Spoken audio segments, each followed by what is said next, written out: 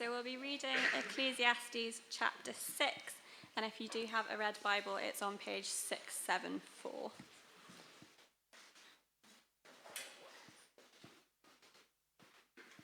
Ecclesiastes chapter 6. I have seen another evil under the sun, and it weighs heavily on mankind. God gives some people wealth, possessions, and honor, so that they lack nothing their hearts desire. But God does not grant them the ability to enjoy them, and strangers enjoy them instead. This is meaningless, a grievous evil. A man may have 100 children and live many years, yet no matter how long he lives, if he cannot enjoy his prosperity and does not receive proper burial, I say that a stillborn child is better off than he. It comes without meaning, it departs in darkness, and in darkness its name is shrouded. Though it never saw the sun or knew anything, it has more rest than does that man, even if he lives 1,000 years twice over, but fails to enjoy his prosperity. Do not all go to the same place? Everyone's toil is for their mouth, yet their appetite is never satisfied. What advantage have the wise over fools? What do the poor gain by knowing how to conduct themselves before others? Better what the eye sees than the roving of the appetite. This too is meaningless, a chasing after the wind. Whatever exists has already been named, and what humanity is has been known. No one can contend with someone who is stronger. The more the words, the less the meaning. And how does that profit anyone? For who knows what is good for a person in life during the few and meaningless days they pass through like a shadow? Who can tell them what will happen under the sun after they are gone?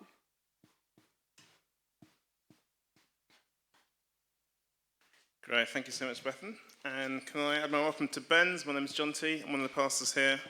It's my joy to be able to unpack those words for us this evening.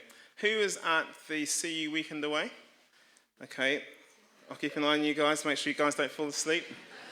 As we start, let me just pray. Father, thank you for this, your word. Thank you that it's truth, that it's life, that it's hope, it's joy. And pray that you'll speak profoundly to each and every one of us tonight, we pray in Jesus' name. Amen.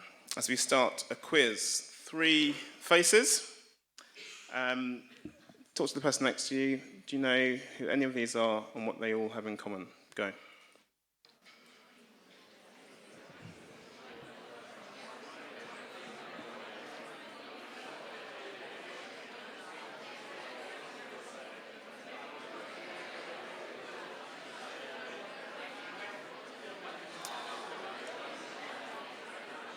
Okay. There are no prizes for the right answer. Anyone know what they've all got in common? Yeah. Go on. They all died aged 27. James Morrison, the great Amy Winehouse, and Kurt Cobain, who's also great. They all died tragically aged 27. Our question this evening is this: why won't money make you happy? Why won't money make you happy? That money doesn't guarantee happiness should be obvious from the fact that there's something tragically called Club 27. There's like loads and loads of people, Janis Joplin, Jimi Hendrix, loads and loads of famous people who had everything that you could possibly dream of. Fame, success, popularity, money, but died in tragedy, age 27, younger than many of us, because they weren't happy. That money doesn't guarantee us happiness should be obvious. And yet I think at times, for many of us, it feels like a reflex that if we had more money, we would be happier. We can't help it, but we think it instinctively, intuitively. As I was writing this talk, I was listening to Spotify, as I do, and I'm too cheap to get rid of the adverts, and an advert popped up. It was for this new national lottery thing, which is this. What if you won 10k every week for the next 30 years? There's this game you can play where you get 10k every week for 30 years. And I think the question, the kind of persuasive voice said, where would you go with that money? And they kind of had these kind of options. But in my head, I was thinking, what would I do with that? 10k every month for 30 years. So I was thinking, oh, I'll get a new drum kit. I'll get a new room to put the drum kit. I haven't got space for a drum kit. Maybe I'd have a second car. That'd be quite nice. Maybe a holiday. A few holidays, some quite hot holidays.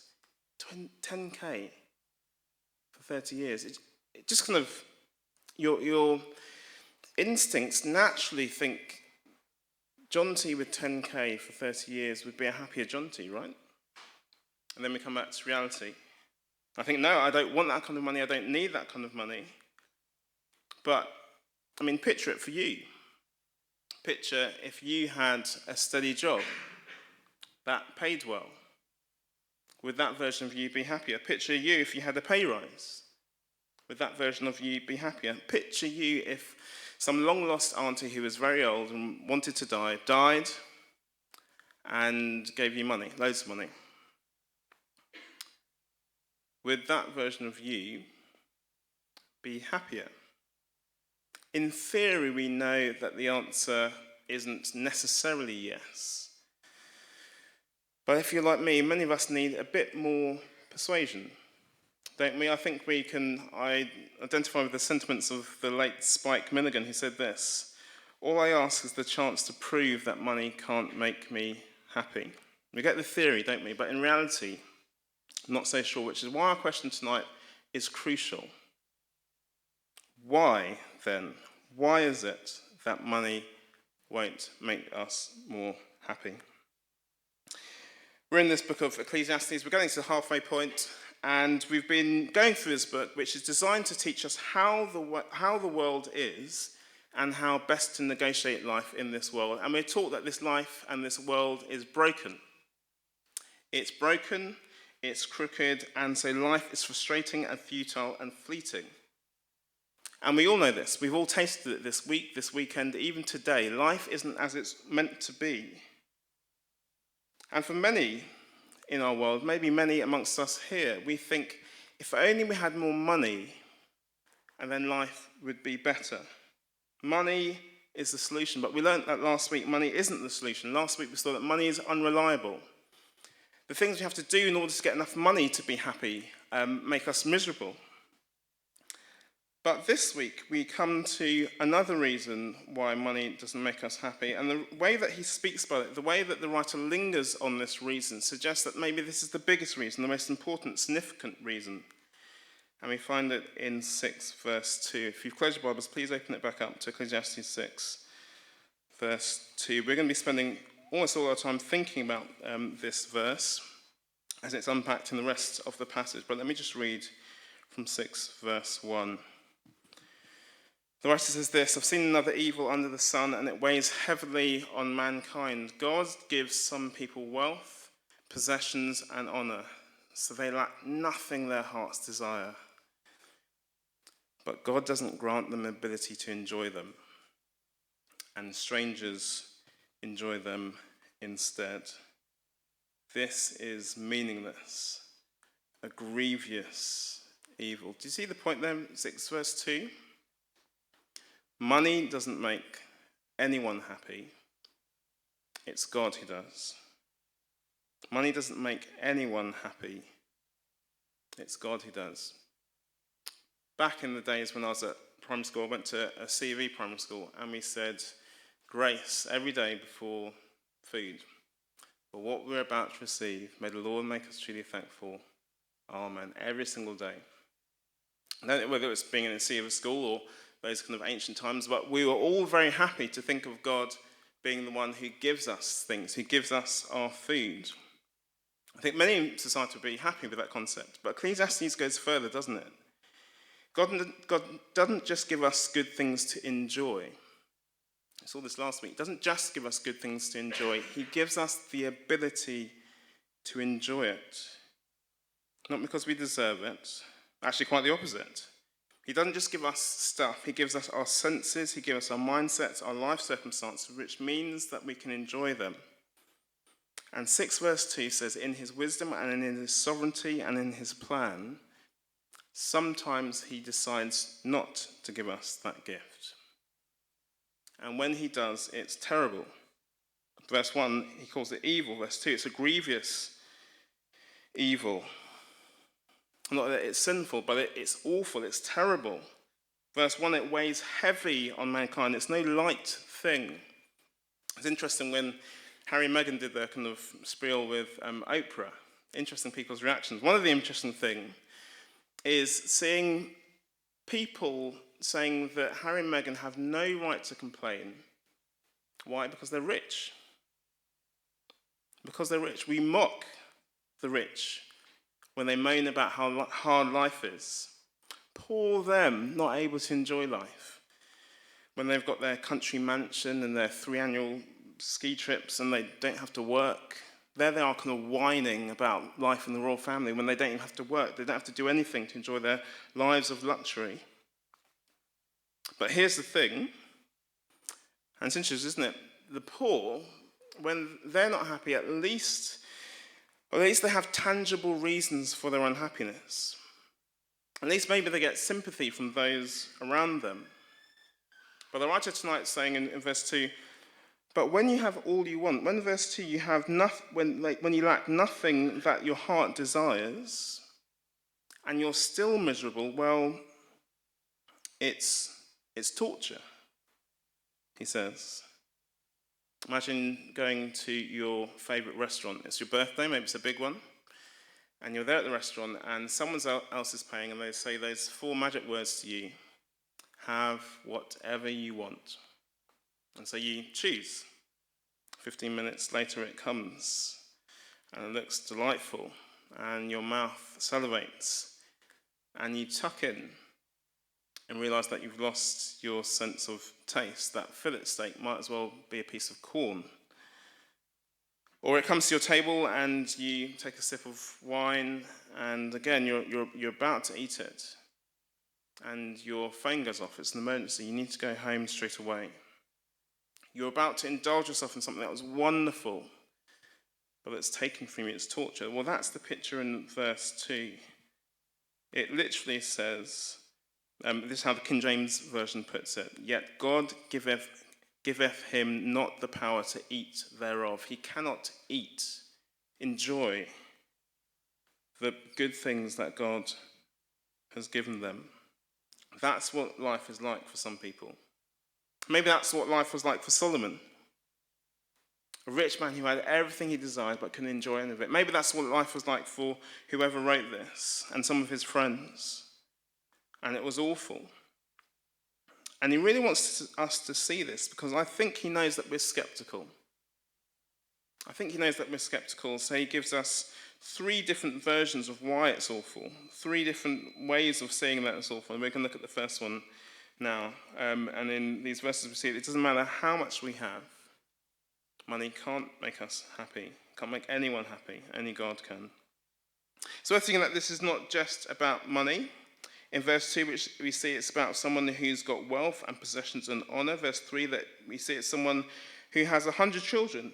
In verse 3 and verse 6, we see it's someone who has a long, prosperous life. This is not just about money. This is the classic Jewish picture of the good life. Someone blessed by God.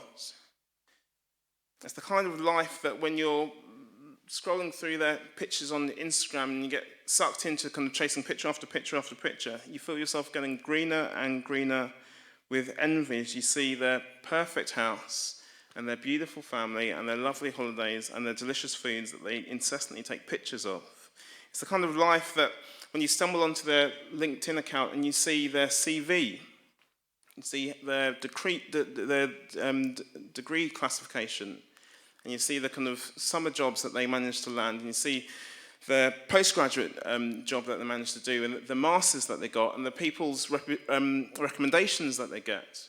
Again, you get greener and greener with envy. It's when you get their family Christmas cards, and no matter how humble they are, no matter how nice they are, as they tell you about the kids and the grandkids and the holidays and the awards, you find yourself getting greener and greener with envy. This is the good life, the blessed life, the happy life. It's all the external trappings of success. And this person has them. The money, the kids, the long life. But as you look at them, and as you look more closely, you realise actually maybe we shouldn't be quite as jealous as we might first think we ought to be. Verse 3 is sobering. Yet no matter how long he lives, if he cannot enjoy his prosperity and doesn't receive proper burial, I say that a stillborn child is better off than he. It's a brutal picture. I don't think the writer uses it lightly. I don't think there's anything more tragic than a stillbirth. I know some of you may know that from experience. And yet the writer says, better. That stillborn child is better off, richer than this rich person. Why? Verse 5. Well, even though verse 4, it has come in darkness and it leaves in darkness. Even though the circumstances are dark and anonymous and tragic and bleak, verse 5, at least it had rest, peace, contentment, quietness, tranquility, rest. See, it doesn't matter how much you have, if you're then stressed and grumpy and too busy and too tired and too paranoid and drained by family disputes and racked with insecurity and crushed by loneliness and plagued by ill health and crippled by addiction. It doesn't matter how much you have, if on the day you die you don't even get a proper burial because no one cares. There are few things sadder, says the writer. This picture is of Louise and Keith Goff. Quite a few years ago, they won £9 million on the lottery, and 5 years later, Keith died of a heart attack brought on by drinking and the stress from his money troubles. And before he died, Keith said this. He said, lottery has ruined everything. What's the point of having money when it sends you to bed crying? This is what the news agent who sold him the ticket said about him after his death.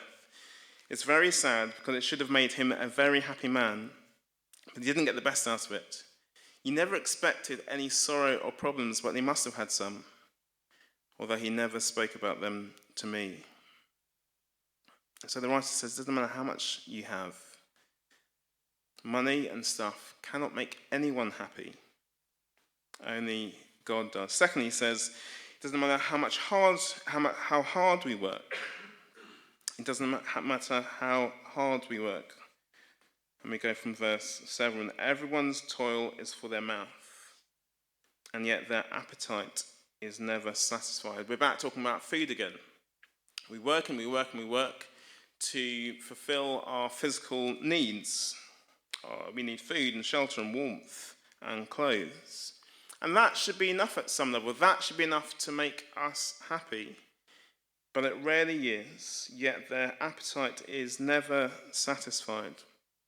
For many, even though their mouths are full and their house is warm, their heart is empty, always thinking about the next thing, the better thing, the other person's thing, the thing they don't have, the thing they can't have.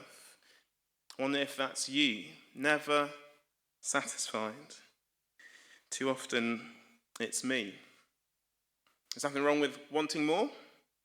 There's nothing wrong with bettering yourself.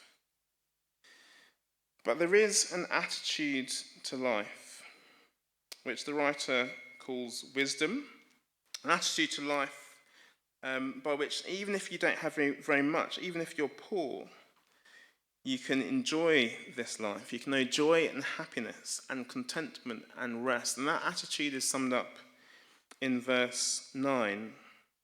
Get down with me at it. Better what the eye sees than the roving of the appetite. This is how one writer describes this kind of saying.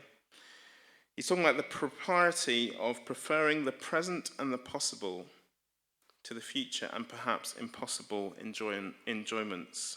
Preferring the present and the possible to the future and perhaps impossible enjoyments. And there's something just right about that, isn't it? Just appropriate, profoundly good about making the most of what is present and possible instead of that which you hope for, that you aspire to, that may never be yours. One philosopher said this: it's the man who has too little, it's not the man who has too little, but the man who craves more that is poor. It's not the man who has too little, but the man who craves more that is poor. And that's such helpful advice, I think, for us in our FOMO, our comparison-crippled, our Instagram society that we live in. Our appetites are all over the place. But a really great question to ask is, what is in front of you? What is in front of our eyes? Yes, it may be better when you finish school. Life might get better. Yes, life will be better when COVID is a dim and distant memory. Yes, life might be better when you move out of your grotty halls. Yes, life might be better when you get your first job, when you finally finish training. But what is in front of your eyes now? Life might be better when you finally find that person, when you start having children, when those children start sleeping, when they settle in school, when they leave school. But the question is, what is in front of your eyes now? Life might be better when your children find that special person, when they have children, when your health gets back on track. When, but what's in front of your eyes now? What's in front of you now? The you who God has made to be you. The you who God has given so much to now. So easy to think that God hasn't given us anything, that God hasn't blessed us in any particular way. But I'm guessing there are so many ways that God has been good to you, ways that you don't even realise, because you are just you, and it's tragic when we're not able to enjoy those things and be thankful for those things and see those things as a blessing from a good and living and kind God. The Bible says we can work as hard as we like, but unless we're given the ability to appreciate what we already have, we will never be happy. Money doesn't make anyone happy, but God does. Thirdly and finally, it doesn't matter how clever we are. Let me just be clear about what we're saying here tonight. The writer is saying that there are some people who fail to enjoy their prosperity, as he puts it in verse 6, or who cannot enjoy their prosperity, as he puts it in verse 3. And the reason why is that God doesn't grant them the ability. He's not talking about the difference between Christians and non-Christians, that they may or may not know God. They may or may not know where their happiness comes from. But the truth is that money doesn't make people happy. It's God who does. It's God who grants them the ability to enjoy what they have. And as that truth became clearer to me as I studied this passage, it disturbed me a bit. I wonder if it's disturbing you. It's God who withholds joy from us and prevents us from enjoying some of the good things that he gives us. And the question that went around in my head is, why would God do that? At best, it seems like God is just being a bit arbitrary. At the worst, it seems a bit mean, a bit cruel. Anyone else thinking that as they read through? A bit vindictive, maybe? And then I came to this final bit, and I thought, well, what if this was somehow mysteriously for our good? What if God was using hardship and sorrow to tell us something that we probably wouldn't hear otherwise? What if it's true that God whispers to us in our pleasures and speaks to us in our conscience, but shouts in our pains? What if it was his megaphone to rouse a deaf world? What if we don't really understand life and we're not as clever as we think? Let me read from verse 10. Whatever exists has already been named, and what humanity is has been known. No one can contend with someone who is stronger, i.e. God. The more the words, the less the meaning. How does that profit anyone? For who knows what is good for a person in life? during the few and meaningless days they pass through like a shadow. Who can tell them what will happen under the sun after they are gone? I think it's true that we will never understand just how great God is and how much we need him until we see just how weak and frail and dependent and impotent we are, and we are all of those things and more. Ephesians just has a wonderful doctrine of creation. We are creatures in a great creator's world. We need him more than we need air. All that we are and all that we can be is only and ultimately because of him. And until we realize, verse 10, that we cannot contend with him, that as a race and as individuals, our lives are in his hands, until we realize that despite our chat and our self-help and our philosophizing, we don't hold the key to our happiness. We don't know how to live life. We don't know the future. Until we realize that, we'll get nowhere. And when we realize that, it is terrifying, but it's good for us. Lily Allen, again, I think a good 10, 15 years ago, wrote a song called The Fear. Let me just read a few lines from it for you. I want to be rich and I want lots of money. I don't care about clever and I don't care about funny. I want loads of clothes and quite a lot of diamonds. She doesn't say that. I heard people die when they're trying to find them. I don't know what's right and what's real anymore. I don't know how I'm meant to feel anymore. When you think it will all become clear, because I'm taken over by the fear. Chasing money and fame and success, it feels right, but it leads to nothing, and we're terrified when we realize that we don't know how to do this life. We all live in a world which tells us if we're rich enough, if we work hard enough, if we're smart enough, we can be masters of our own destinies, captains of our souls. But some people know that's not true. Some people have it all and yet they're miserable, and they know that's not true. And I wonder whether that's a blessing in disguise. I wonder whether you're here and you've realized that's not true. That you're not the captain of your own soul. You're not the master of your own destiny. You don't know how to do life. And you don't know what to do. And maybe that's a good thing, I wonder. Because maybe then and only then you'll turn and reach out for a God who might be there. Someone who might be wiser than you, stronger than you. Maybe, to use the language of Ecclesiastes, maybe only then might you fear God and reach out to him and ask him what life is all about. If that is you, I'd love to speak to you. I'd love for you not to leave here clueless about what life in this world is all about. I'd love for you to come to Christianity Explored. It's going to be great fun. But don't leave scared about life in this world, not knowing where you're going or where you're coming from. Money cannot make anyone happy. But the God who made us, the God who is there, the God who lived a perfect life in his Son and died that you might know him, well, he can make you happy. And in the light of that truth, this is one very simple question we're going to ask as we close. Are we humble?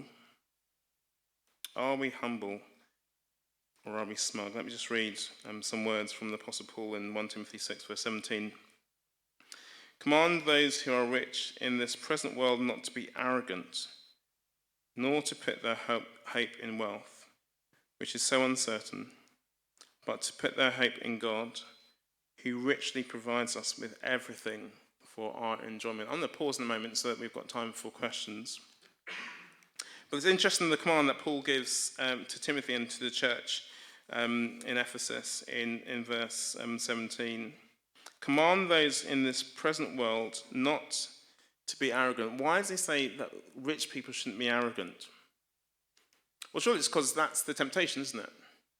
To think that my money and my success is because I'm a great person. And the reason why you're not quite as successful as me is because you're not. And it's so easy to think that, isn't it? Everything that I am, I'm a self-made man. I'm the master of my destiny, captain of my soul. And Paul says that's rubbish. Paul says behind all the secondary causes, the economy and your parents and your brain chemistry and your aptitude and your ability, stands not chaos, not you, but God. The God who richly provides us with everything for our enjoyment, even the ability to enjoy it we've seen tonight, comes by God. And so don't be smug. As Paul says somewhere else, in God we live and move and have our very being. As Paul says somewhere else, what do you have which you weren't given? Don't be smug. Instead, be humble. Humble as you speak to others. If you feel like for some reason you're better than other people, or your circumstances are better than other people's circumstances, it's because of God, not because of you. Humble as you speak to God. Thankful for what you have, prayerful for what you want. Humble as you speak to yourself. As we wrestle with the sorrows and the struggles of this life, our ultimate hope, our only hope, is the future that God will bring about. And I'll end with these words in Revelation 21.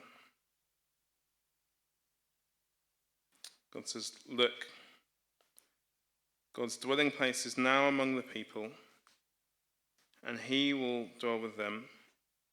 They will be his people, and God himself will be with them and be their God." What a precious hope this is. He will wipe every tear from their eyes. There'll be no more death, or mourning, or crying, or pain, for the old order of things has passed away. We're going to pause.